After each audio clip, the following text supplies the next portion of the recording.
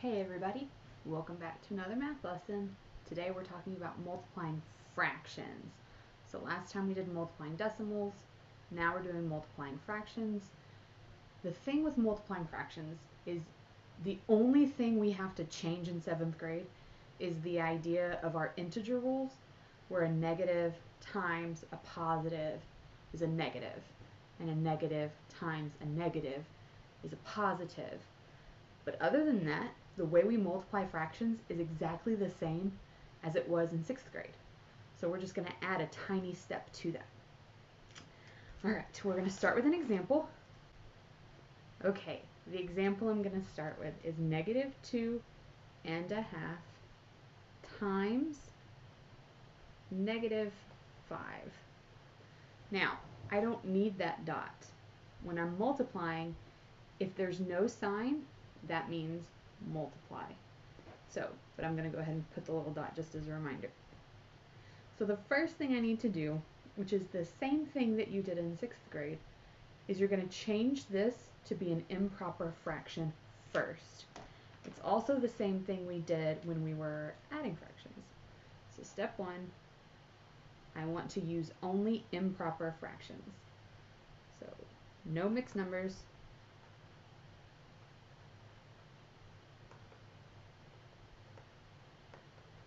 Whole numbers go over 1. Whole numbers over 1. So this number becomes -5 over 1. And this number, I'm going to do 2 times -2, which is -4, plus 1. Ignore the negative part, so that's 5. So this is going to be 5 over 2. And since this was a negative fraction, I keep the negative, and I want to assign the negative sign to the numerators. So my numerators are going to keep their signs, and this was multiply. I'm going to drop the parentheses and just put a dot now, which is fine. I still know I'm multiplying these two numbers. The next thing I'm going to do is I'm going to multiply across the top and multiply across the bottom. So step 2, I'm going to do numerator times numerator. So that's -5 times -5. Don't forget your integer rules.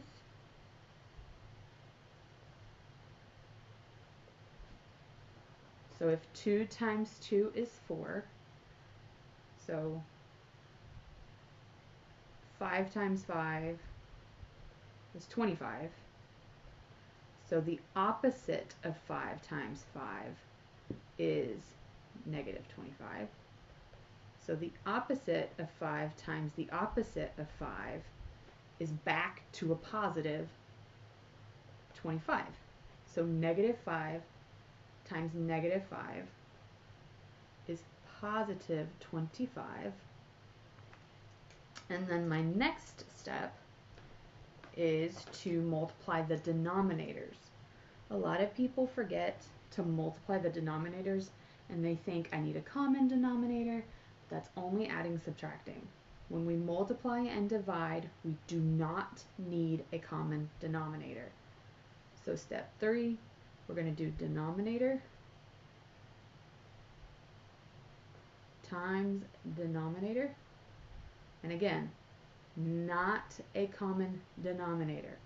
It's okay if it is common, but it doesn't matter. So we're going to do 2 times 1. So my denominator is 2.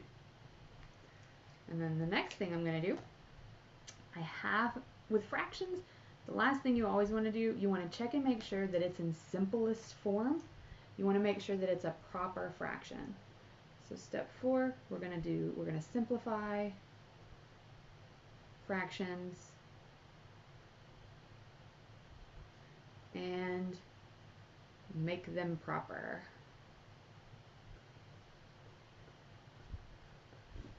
So for this one, I have positive now because a negative times a negative is a positive, but I need to change this 25 over 2 to a mixed number. I'm going to do that by dividing. 25 divided by 2. 2 goes into 2 one time. 2 goes into 5 2 times.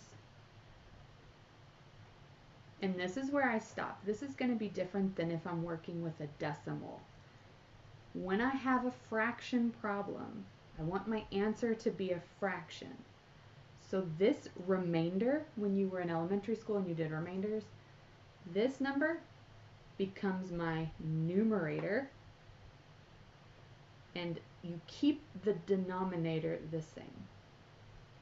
This number becomes the denominator. So you're saying you have 25 halves of pizza. So we could make 12 full pizzas and still have a half left over. So you have 12 and a half. All right, let's try another example. All right, if you have negative 6 and a half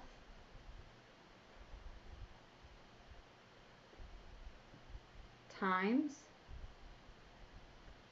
4 over 3. Negative 6 and a half times 4 over 3. What do I need to do first? My first step is to make this an improper fraction. This one's already improper, which is probably not correct, but it's fine. So we're going to do 2 times 6 is 12, plus 1 is 13 over 2 times 4 over 3. Do I need a common denominator? No. So what do I do next? I'm going to do numerator times numerator and denominator times denominator. So 13 times 4 is 52. And 2 times 3 is 6. Now pause. I spy a mistake. What is my mistake? Negative disappeared. Oops. So this needs to be a negative. So this needs to stay a negative because a negative times a positive is a negative. So what's the last thing I need to do? I need to simplify this fraction to make it proper. So negative 52 divided by 6. So I'm going to put 52 divided by 6, which comes out to 8, which is 48. And that's 4. So 8 and 4 sixths. Can I reduce 4 sixths? I can. Divide by 2. Divide by 2.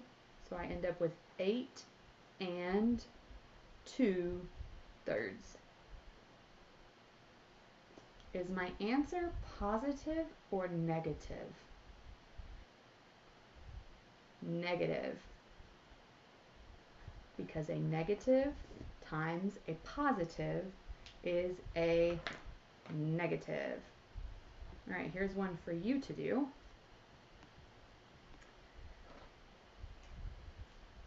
4 and 1/5 times 2 and 2/5. And let's make this one negative.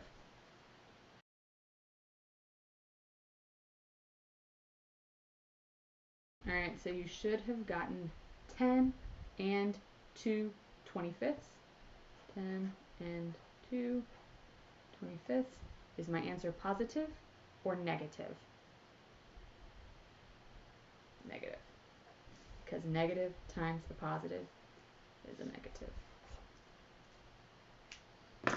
All right, that brings us to another end of a lesson. Thanks for hanging in there. Don't forget to like and subscribe, ring the bell, notifications, y'all know the drill. See you next time. Bye, guys.